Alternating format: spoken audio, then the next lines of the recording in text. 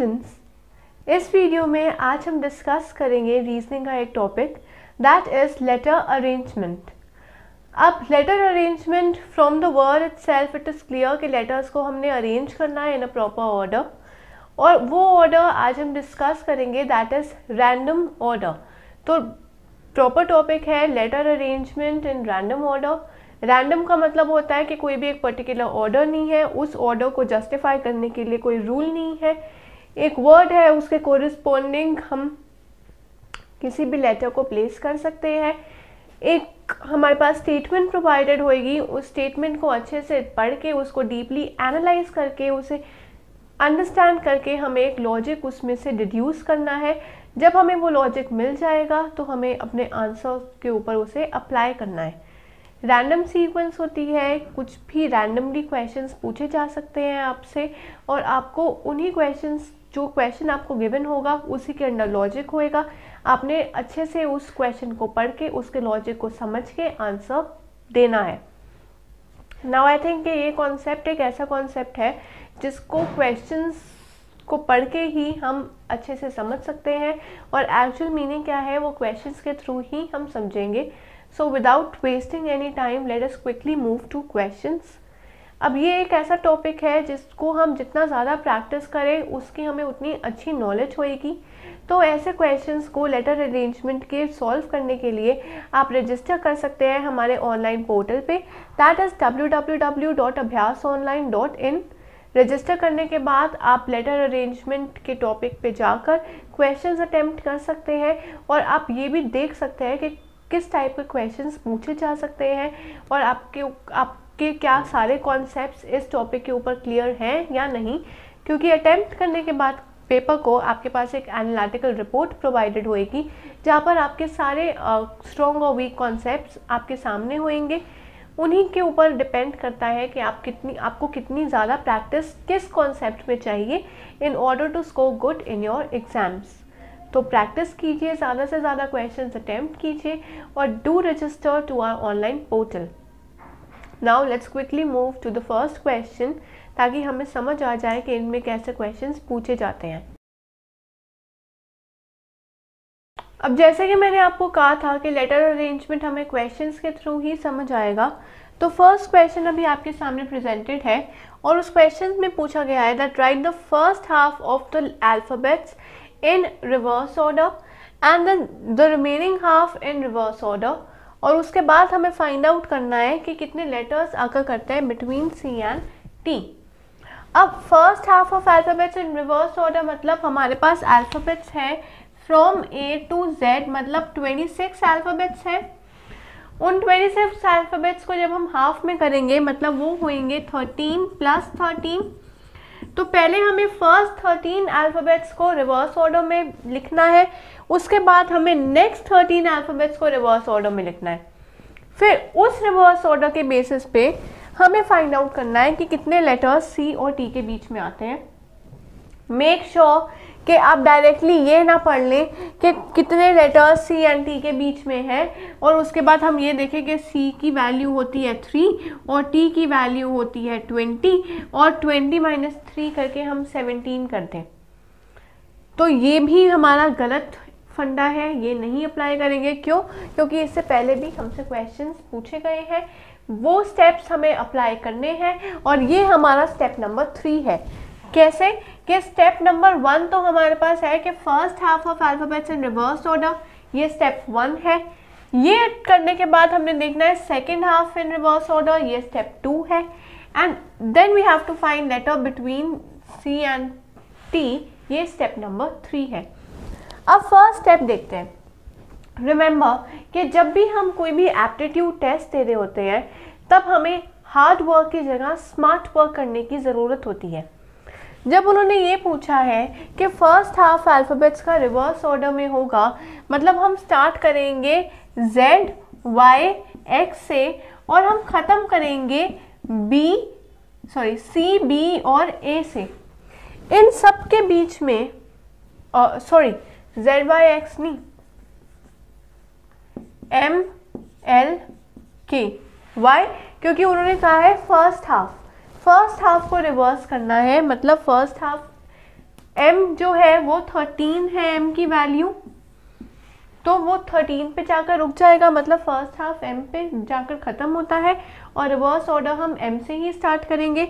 अब m से लेके 8 में t कहीं पे भी नहीं आता, तो ज़रूरत ही नहीं है ये सारा कुछ लिखने की, राइट। उसके बाद हम नेक्स्ट फॉलो करेंगे z y x से।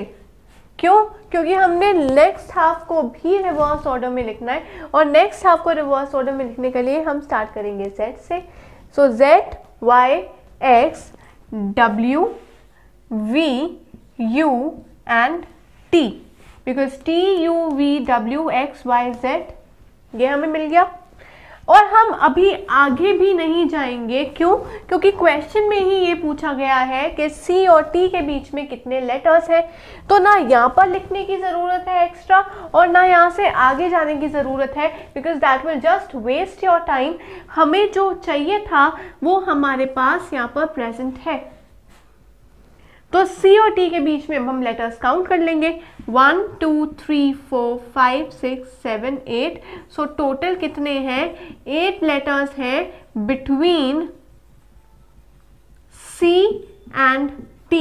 यही क्वेश्चन में पूछा गया था। हमने स्टेप 1 परफॉर्म किया A तक, स्टेप 2 परफॉर्म किया खाली T तक। We will not go till end because that will waste our time. Step 1 और स्टेप 2 को परफॉर्म कर लिया। उसके बाद स्टेप 3 है कि हमें यहाँ से लेके यहाँ तक काउंट करने हैं कितने लेटर्स हैं और जो भी लेटर्स आएंगे that will be our answer. So this is an example of letter arrangement. Letters को हमने अरेंज किया, रैंडम ऑर्डर है, कोई फॉरवर्ड सीक्वेंस नहीं है, कोई बैकवर्ड सीक्वेंस नहीं है। जो भी क्वेश्चन में पूछा जाएगा वैसे वैसे हमें स्टेप्स में सॉल्व करते रहना है। पहले फर्स्ट सीरीज ऑफ लेटर को अरेंज किया, उसके बाद सेकंड सीरीज ऑफ लेटर को अरेंज किया, रैंडम सीरीज है ये, और उसके बाद हमने अपना नेक्स्ट स्टेप अप्लाई किया to get the final answer. So this is question 1। Let us take a look at some more question. So now let's take a look at the next question.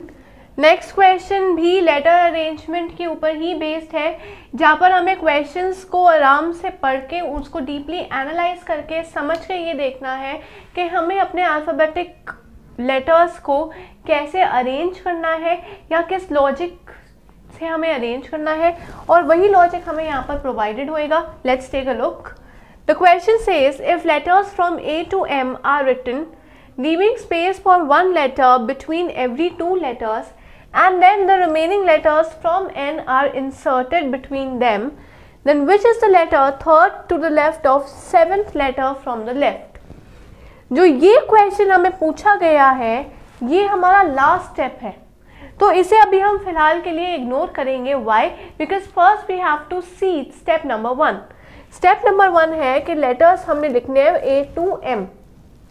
A to M letters लिखने के बाद हमें हर letter के बीच में एक letter के लिए space छोड़नी है, और उसके बाद remaining letters from N, remaining letters कितने हो गए? N to Z, N to Z हमें इनके बीच में प्लेस करने हैं।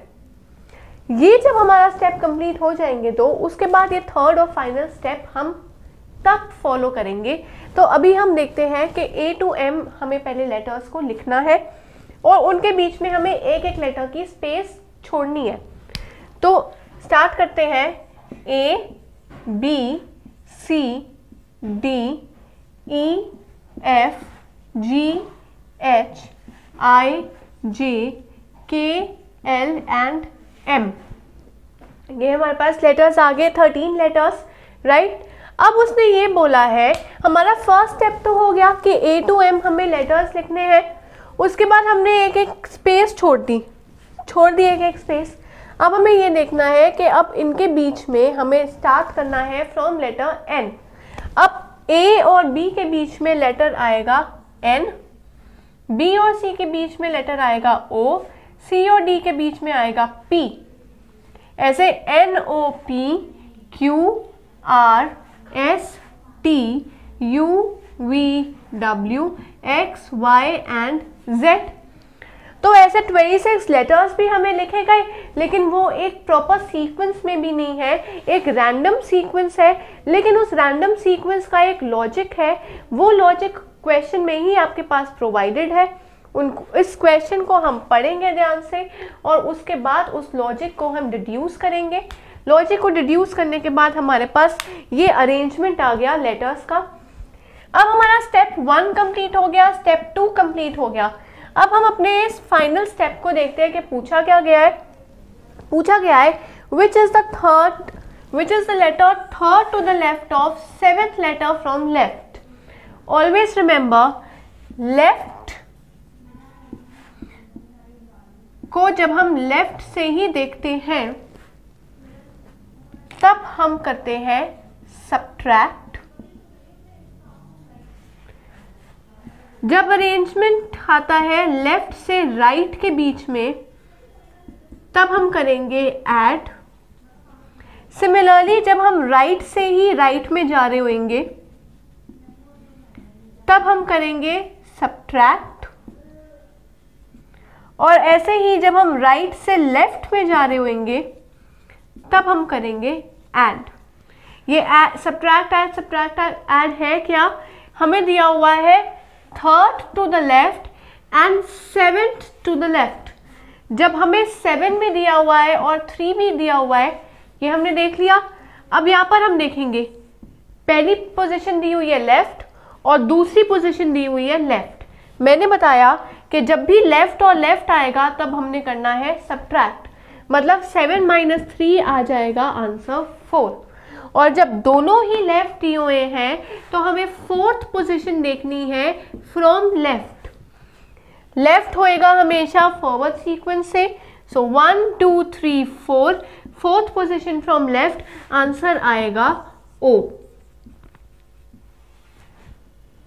ऐसे ही अगर ये पूछा होता 3rd to the left of 7th letter from right, यहाँ पर लेफ्ट की जगह अगर राइट आता, मतलब लेफ्ट प्लस राइट, लेफ्ट और राइट मतलब हमें ऐड करना होता, तो 7 + 3 आ जाता 10।